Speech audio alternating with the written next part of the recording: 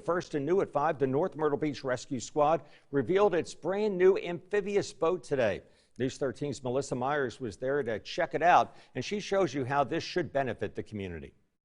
Getting this boat has been in the works since about 2017, and Rescue Squad members say it'll help increase deployment to emergency scenes. It's got equipment on it, technology that we have never had before at the North Myrtle Beach Rescue Squad. A 2022 amphibious rigid hull inflatable boat that can also function like a car, allowing the North Myrtle Beach Rescue Squad to drive straight from the beach into the water. We don't have to bring a trailer on the beach, back it in the water, unload a boat, move the trailer, turn the boat around, and then take off.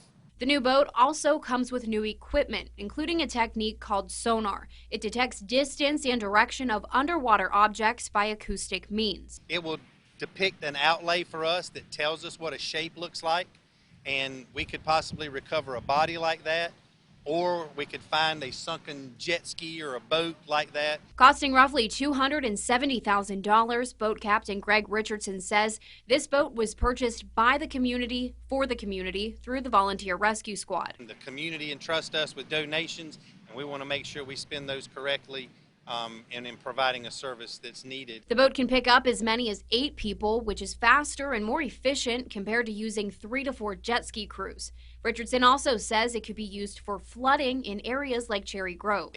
We get called on when the flooding's major, whether it's after a tropical storm, after a king tide. There are some people that become trapped.